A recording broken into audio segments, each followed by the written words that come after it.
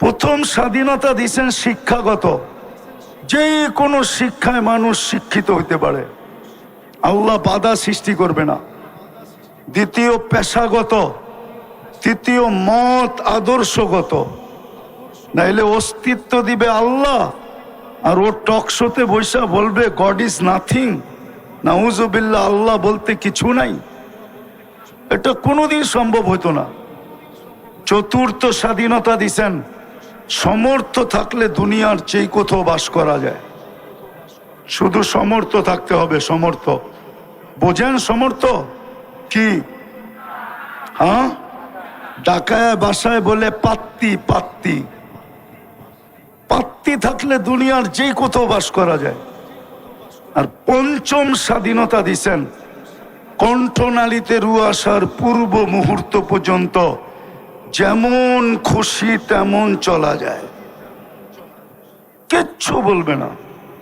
হ্যাঁ, দুটা শব্দ বলবে, নাযিরুন কাইফা তা'মালুন, এটা হাদিসের শব্দ। শুধু দেখতে থাকবো তুমি করো কি। আর কোরআনের শব্দ হলো ফান্তাযিরু ইন্নী মাআকুম মিনাল মুনতাযিরিন, অপেক্ষা করো, আমিও অপেক্ষায় আছি। তুমি সীমারেখায় পা দিতে দেরি, তোমাকে ছো মারতে দেরি করব না। সীমারেখায় বুঝেন তো? যেটা বুঝাইতেছিলাম, তাহাফুজে খতমে নবুয়তের প্রয়োজন কেন, আর এটা কিভাবে হওয়া উচিত ছিল। কিন্তু আমার সমাজ তো চিৎকারে বিশ্বাসী, চিৎকারে বিশ্বাসী আমার সমাজ, শুধু চিৎকারে। আমি জানি আমার পূর্বে যারা করে গেছেন ওনাদের পরে আমার বয়ান খাওয়ার মতো না, কেন আমি ঠান্ডা মানুষ, তো আমি তো চিৎকার দিতে জানি না। এর আগে আপনারা খুব চিৎকার দিছেন, গরম ছিল সুরা মাঠ, ঠিক না? আমি গরমে বিশ্বাসী না, আমি ঠান্ডায় বিশ্বাসী। কোল্ড ম্যান, আমি ঠান্ডা মানুষ। দুটা জিনিস বোঝাবো যে খতমে নবুয়তের পরে তাহাফুজে খতমে নবুয়তের দরকারটা কি, কি দরকার, কেন তাহাফুজে খতমে নবুয়তের প্রয়োজন। কেননা আমরা যা কিছু পাইছি, এই উম্মত যা কিছু পাইছে, যত বৈশিষ্ট্য এই উম্মতের আছে, কোরআন বলেন হাদিস বলেন, সমস্ত বৈশিষ্ট্য যার কারণে পাইছি, উনি হইলেন মোহাম্মদুর,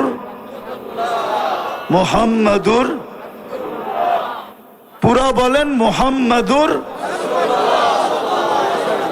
বললে 120 নেকি পাওয়া যাবে। খতমে নবুয়তে তো চলে আসছি, ঠিক না? খতমে নবুয়তের এইখানে আমাকে একজন বলুক যে আজকে শুক্রবারে 500 বার দুরূদ পড়ছে। একজন তোলা বা হাত উঠায় বলুক, একজন দেখা যাবে 500 বার দুরূদ পড়ছে, 500 বার। অথচ হুকুম ছিল শুক্রবার পুরা আমাকে দিয়া দাও। যান, যাত্রাবাড়ি মাদ্রাসা বেশি দূরে না, বড় কাছে, একটু পিছে গেলেই মাদ্রাসার দেওয়ালে ধাক্কা লাগবে। ওইখানে হাদিস জিজ্ঞাসা করেন, ভুল বলতেছি না সঠিক বলতেছি? আল্লাহর রসুল বলছিল শুক্রবারে আমার উপরে বেশি বেশি দুরূদ পড়ো, তোমাদের আমল নামা শুক্রবারে আমার সামনে পেশ হবে, আমি যেন দুরূদের সংখ্যাটা সবচেয়ে বেশি দেখি। কিন্তু একজনও 500 বার দুরূদ পড়ে নাই, 1000 তো দূরের কথা।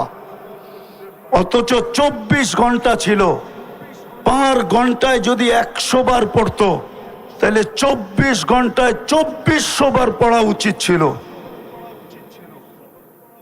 তাইলে খতমে নবুয়ত নিয়া খেলবে না তো খেলবে কি নিয়া বলেন?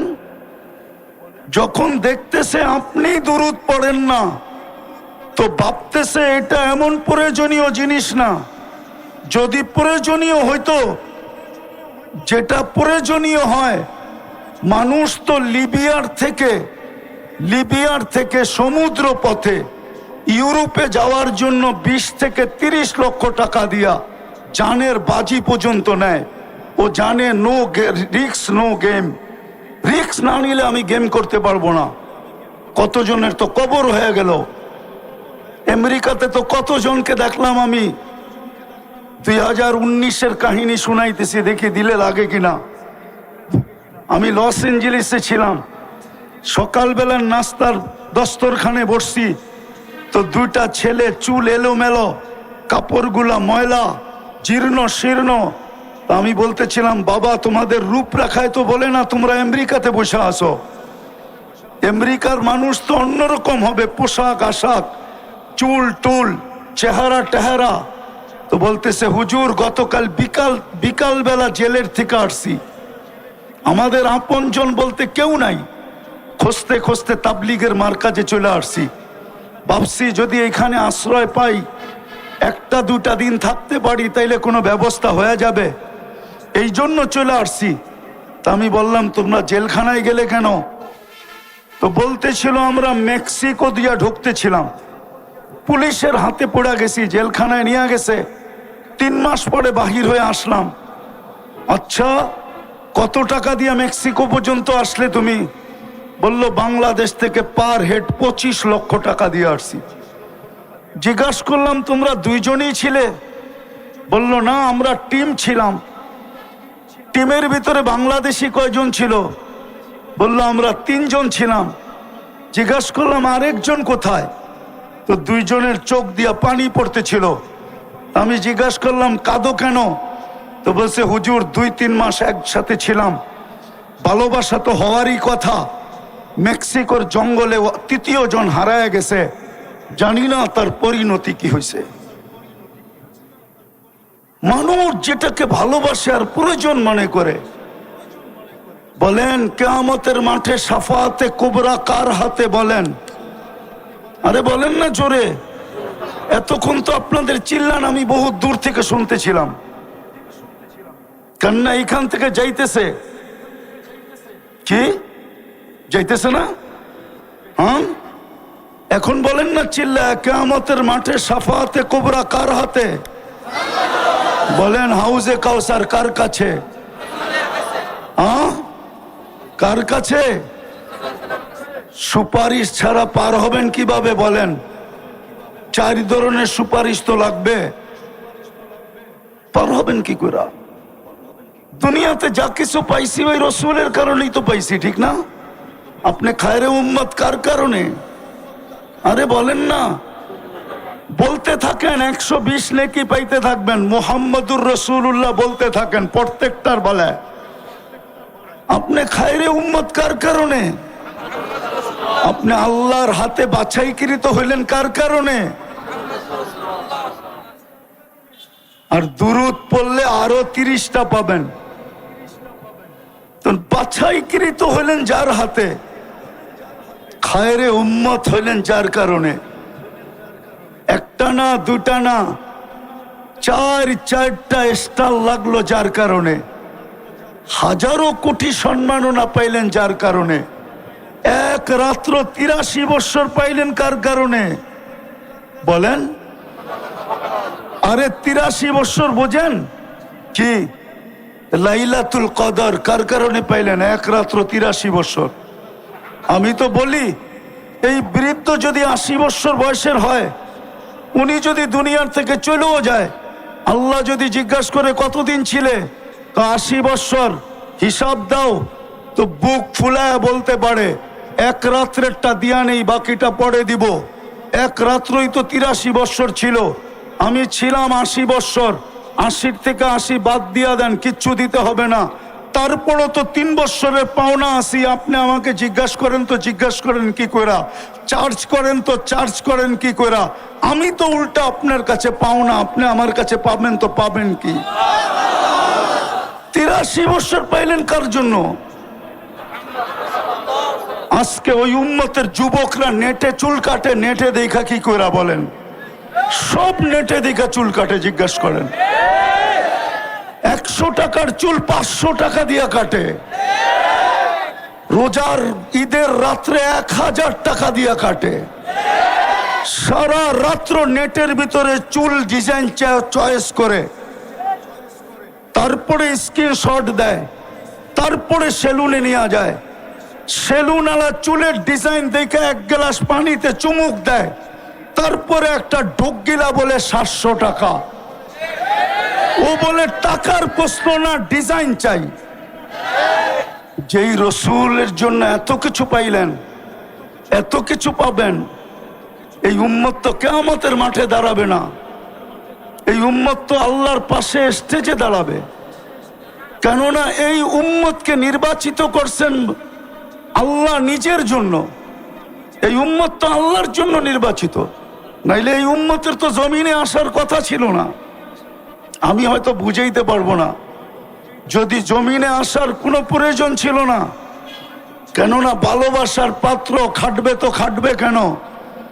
আল্লাহর মতো সত্তার যদি ভালোবাসার পাত্র হয়, ও দুনিয়াতে এসে ঘাম জড়াবে কেন? আমাদের আল্লাহ তো শুধু 99 পদের মালিক না। বহুত দিন পরে একটা হাদিস মনে উঠলো, দেখি বোঝে কিনা। আল্লাহ তো বলে, আমি ওই আল্লাহ জামা আউয়ালাকুম আখিরাকুম জিন্নাকুম ওয়া ইনসাকুম লাউ জামা আউয়ালাকুম আখিরাকুম জিন্নাকুম ওয়া ইনসাকুম ওয়া হাইয়াকুম ওয়া মাইয়িতাকুম ওয়া যাকারাকুম ওয়া উনসাকুম ওয়া ইয়াবিসাকুম ওয়া রুতাবাকুম ফি সাঈদিন ওয়াহিদিন ফাসআলু কুল্লা ওয়াহিদাতিন মিনহুম মাসআলা মা নাকাসা মিন খাজাইনি শাই কামা ইয়ানকুসুল বাহরু ইদা উদখিলাল মিখিয়ালু ফি। ও উম্মতে মুহাম্মাদি, শুধু তোমরা না, সমগ্র আউয়ালিন আখারিন, সমস্ত জিন, সমস্ত ইনসান, সমস্ত নারী, সমস্ত পুরুষ, সমস্ত জীবিত, সমস্ত মৃত্যু, সমস্ত ভিজা, সমস্ত শুকনা, সমগ্র সৃষ্টিও যদি এক ময়দানে দাঁড়ায় আর আমার কাছে যদি আশা অনুযায়ী চাইতে থাকে, আর আমি যদি সবার আশাকে পূরণ করি, আমার ভান্ডারে এতটুকু কমবে না যতটুকু সমুদ্রে সুই ডুবায়া বাহির করলে মাথায় পানি লেগা সমুদ্রে কমবে, আমার ভান্ডারে এতটুকু কমবে না। যেই আল্লাহ এত বড় ভান্ডারের মালিক, ওনার প্রিয় পাত্র, আমরা আল্লাহর প্রিয় পাত্র। প্রিয় পাত্র যদি না হইতাম তো সমস্ত মানব জাতির ভিতর থেকে আমাদেরকে বাছাই করলেন, তো করলেন কেন? ওই প্রিয় পাত্র জমিনে এসে ক্লান্ত হবে কেন? কেন ক্লান্ত হবে? আরেকটা দলিল দিতেছি, আমাদের বয়স 60-70 বৎসরের বেশি দেন নাই, বোঝা গেল প্রিয় পাত্রকে বেশি খাটানো যায় না, বেশি খাটানো সমীচীন না। এই জন্য বয়স কম দিছেন যেন খাটতে কম হয়। তারপরও মনে হয় ভাবছেন বেশি দিয়া দিলাম কিনা, খাটনি বেশি হয়ে গেল কিনা। এই জন্য প্রথম 15 বছর ডিসকাউন্ট করছেন, যে যতক্ষণ পর্যন্ত বালেগ না হবে, প্রাপ্তবয়স্ক না হবে, কলমের বিরুদ্ধে চলবে না, নিষ্পাপের খাতায় লেখা রাখো। 15 বছর বাদ তারপরও যা রইল, ভাবছেন এটাও বুঝি বেশি হয়ে গেছে, প্রিয় পাত্রকে বেশি খাটানো হয়ে যেতেছে কিনা। তারপরে আবার ঘোষণা দিছেন, যতক্ষণ তুমি ঘুমাবা, চাই সৌদি যুবরাজের মতো 27 বছর ঘুমাইতেছে। সৌদি এক যুবরাজ আছে, 27 বছর ধরে বর্তমানে ঘুমাইতেছে। কত বছর বলো? তোলাবারা ফতুয়া দিতে পারবা? ওর বিরুদ্ধে কলম চলে? ও জীবিত, ও যদি ভালো হয়ে ওঠে তাইলে ওকে নামাজ কাজা করতে হবে? আরে বলো না কেন? কলম ওর থেকে উঠানো। আমরা যতক্ষণ ঘুমানো থাকি ততক্ষণ কলম আমাদের বিরুদ্ধে যায় না, মাফ। তাইলে রইল কতটুকু? এটা কেন দিছেন? আল্লাহ আমাদেরকে নিজের জন্য নির্বাচিত করছেন। বলবেন কিভাবে? কোরআন বলে, সুহাদা আলান নাস, কিয়ামতের দিন তোমাদেরকে সাক্ষী হিসাবে দাঁড় করাবো। যেদিন বিচার কার্য করব, ওই দিন তোমরা আমার পক্ষে সাক্ষী দিবে। বিদায় আল্লাহ আমাদেরকে নিজের জন্য নির্বাচিত করছেন। কিন্তু কিয়ামতের দিন যখন আমরা সাক্ষী হিসাবে দাঁড়াবো, সমগ্র উম্মত বলবে, যদি দুনিয়াতে না পাঠাইতেন তাইলে বলতো এরা তো দুনিয়াই দেখে নাই, এরা সাক্ষী দেয় তো দেয় কি কইরা? এই জন্য আল্লাহ আমাদেরকে সামান্য সময়ের জন্য দুনিয়া একটু পাড়ায়া যাওয়ার জন্য পাঠাইছেন। পাড়ায়া, কালকে যদি কেউ প্রশ্ন উঠায় যারা দুনিয়া দেখছে কিনা, তো আল্লাহ যেন আমাদের পা উঠায়া দেখায় দিতে পারে, এই যে দেখ পায়ে মাটি লাগানো আছে, এরা দুনিয়া পাড়ায় আসছে। যাদেরকে আল্লাহ নিজের জন্য নির্বাচিত করলেন। আমি শেষ জায়গায় চলে আসছি, আর লম্বা করতে চাইতেছি না। ওই জাতির আজকে অবস্থা দেখলে, তাহাফুজে খতমে নবুয়তের তো প্রয়োজনই হয়েছে এই জন্য, আমাদের জন্য। যদি আমরা নবীর আদর্শকে মানতাম, আর নবীর শান যদি জানতাম, আর নবীর প্রয়োজনীয়তা যদি আমরা জানতাম, আর যদি আমাদের ভিতরে প্রচার থাকতো, প্রসার থাকতো, একটা শুধু হইতেছে খতমে নবুয়ত। কিন্তু ঢাকা শহরে কয়টা হয় শানে রাসালাত? বলো, আরে তোলা বড়া বনো না। বাংলাদেশে কয়টা শানে রাসালাত হয়? সবই তো ওয়াজ মাহফিল আর তাফসির মাহফিল। জাতি তো শানে রাসালাত জানেই না, নবীর শান জানে না, নবীর সিরত জানে না, নবীর ক্যারিয়ার জানে না, নবীর আদর্শ জানে না, নবীর প্রয়োজনীয়তা জানে না, নবীর কারণে কি পাইলাম এটা জানে না, নবীর কারণে কি পাবো এটা জানে না, নবীর প্রয়োজন কতটুক রাখি এটাও জানে না। জাতি তো নবী সম্বন্ধে কিচ্ছুই জানে না। তাইলে প্রয়োজন হবে না তো আগাছা জন্মাবে না, তো জন্মাবে না কেন? আপনি ভাবছেন চিৎকার দিয়ে আইন নিয়ে আসবেন? যারা শুক্রবারে 500 বার দুরূদ পড়ে না, ওরা চিৎকার দিয়ে কি করে আইন আনবে? বুঝান আমাকে। যারা চুল কাটে নেটে দেখা, ওরা আইন আনবে কি করে? যারা 14 তারিখ পালন করে, ওরা নবীর শান বুঝবে কি করে? আপনি তো বুঝাইতে পারেন না নবীর শান। আমার যুবক তো 14 তারিখ উদযাপন করে, বাংলাদেশে এরকম উদযাপন করে আমি তো 14 তারিখ আমেরিকাতে দেখছি।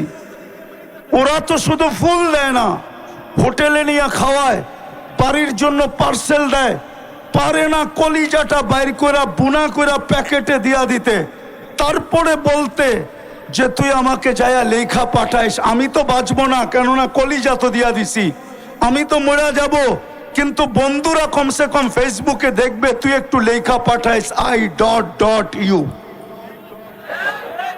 জিজ্ঞেস করেন না, শুধু ফুল দেয়, ফুলও দেয়, হোটেলেও খাওয়ায়, পার্সেলও দেয়, কলিজা পর্যন্ত বুনা করে দিতে চায়। পারে না খালি সামাজিকতার কারণে, নাইলে প্রতিদিন বাংলাদেশ প্রশাসন শুধু ওদেরকে সামলাইতে পাগল হয়ে যেত। ওরা প্রত্যেক গলিতে মিছিল করতো, ছ্যাক খেয়েছে আমার ভাই অমুকের রক্ষা নাই। ও তো 90% ছ্যাক খাওয়া, পার্সেলও নিছে, ফুলও নিছে, খাইছে, তারপরে বাড়ির যা জুতা পাঠায় দিছে, জুতা। বাকি যেটা বাইচা গেছে ওটারে ছলনার পেছে ফালায়া জবা করে পাঠায় দিছে। নাইলে প্রতিদিন পেপারে কেন আসে প্রেমিকের হাতে প্রেমিকার জান গেল, প্রেমিকার হাতে প্রেমিকের জান গেল, প্রেমিকের হাতে প্রেমিকার জান গেল, প্রেমিকার হাতে প্রেমিকের জান গেল। এই কথা পেপারে প্রতিদিন কেন আসবে? হ্যাঁ, কেন আসবে? বিদায় আজকে প্রয়োজনীয়তা বোঝা দরকার। যুবক, পায়ে হাত দিয়া বলি, এই মজমার পায়ে হাত দিয়া কসম খোদার একটা আয়াত দিয়া শেষ করতেছি। রওজায়ে আতহারের উপর একটা আয়াত লেখা আছে, ওয়ালাউ আন্নাহুম ইয যালামু আনফুসাহুম। আপনার উম্মত যখনই গুনাহ করবে, আর যখনই গুনার পরে কোনো পর্বে লজ্জিত হবে, সুম্মা জাউকা, আর আপনার কাছে আসবে, আস্তাগফিরুল্লাহ, আমার কাছে মাপ চাবে। বন্ধু, আমি ওর দিকে তাকাবো না, গুনাহ কি করলো এটার দিকে তাকাবো না। কোরআন আমাকে বলে ওয়াস্তাগফারা লাহুর রাসূল, আমি তো বন্ধু আপনার দিকে তাকাবো। আপনি যদি পক্ষে হন তো মাফ করে দিব, আর আপনি যদি পক্ষে না হন তো মাফ করব না না না না না।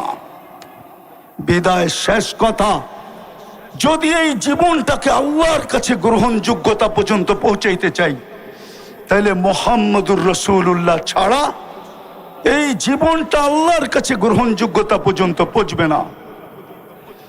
আরেকটা কথা যুক্তিসঙ্গত বলতেছি, এই মজমার কাছে কেউ যদি খতমে নবুয়তের বিরুদ্ধে বলতে চায়, কোন নবীকে প্রমাণ করতে চায় যে না মুহাম্মদুর রাসূলুল্লাহর পরেও যেই ধরনের নবীর কথাই বলুক, শত ধরনের শব্দকে চেঞ্জ করে বলবে যে উনি ডাইরেক্ট নবী না, এরকম নবী তেরকম নবী, যত ধরনের শব্দই ব্যবহার করুক, ওকে প্রথম জিজ্ঞাসা করেন যে আগে আমাকে একটা প্রমাণ দাও। ইয আখাযাল্লাহু মিসাকান নাবিয়্যিন, যখন আল্লাহ নবীদের প্রতিশ্রুতি নিছিলেন, নবীদের সেমিনার করছিলেন আরশের নিচে, যেখানে শ্রোতা ছিল সমস্ত নবী, শ্রোতা ছিল সমস্ত নবী, বক্তা ছিলেন আল্লাহ, আলোচ্য বিষয় ছিল দুইটা, মুহাম্মদুর রাসূলুল্লাহর প্রতিশ্রুতি এবং শান। লাম্মা আতাইতুকুমুল কিতাব ওয়াল হিকমা, আমি যখন তোমাদেরকে কিতাব এবং হিকমত এবং নবুয়ত দিব, সুম্মা ইয়াতিকুম রাসূল, তারপরে আমার বন্ধু আসবে। যদিও রসুল 313 জন, কিন্তু শব্দটা আল্লাহ কারো জন্য ব্যবহার হইতে দেন নাই। 313 জনের ভিতরে 312 জন আসছেন বটে, কিন্তু কোথাও পাওয়া যায় না কারো ব্যাপারে শব্দে রসুলটা ব্যবহার করছেন। যেদিন বন্ধু আসছে ওই দিন বন্ধুর কলেমার ভিতরে এটাকে ফিট করছেন। এই জন্য কিতাবে পাওয়া যায় ইব্রাহিম আলাইহিস সালাম রসুল বটে, কিন্তু লা ইলাহা ইল্লাল্লাহ ইব্রাহিম খলিলুল্লাহ। মুসা আলাইহিস সালাম রসুল বটে, কিন্তু লা ইলাহা ইল্লাল্লাহ মুসা কালিমুল্লাহ।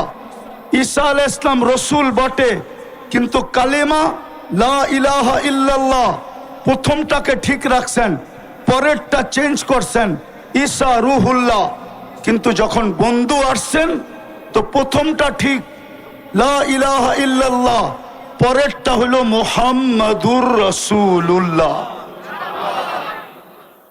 তো প্রশ্ন, যদি কেউ কোনোদিন কোন ধরনের কোন শব্দের রসূল বুঝাইতে চায়, তো আগে প্রশ্ন করেন ওকে যে তুমি যার ব্যাপারে বলতেছিলা আগে আমাকে প্রমাণ করো উনি ওই সম্মেলনে ছিল কিনা। ওই ওই ওই সম্মেলনে কেননা লাম্মা আখাযাল্লাহু মিসাকান নাবিয়্যিন, সমস্ত নবী রসুলদের, আর কসম খোদার দুনিয়ার কেউ প্রমাণ করতে পারবে না যে ওই সম্মেলনে ছিল। তাইলে বোঝা গেল যদি প্রমাণ না করতে পারে ও ভুয়া। ও কি ও কি একটা ভুয়া স্লোগান ছিল না, ভুয়া ভুয়া ভুয়া, তাইলে ও কি ও কি ও ভুয়া, ও 2 নম্বর, ও 22 নম্বর, ও নম্বর ছাড়া। ও কি ও কি ও নম্বর ছাড়া, ওর কোনো নম্বর নাই।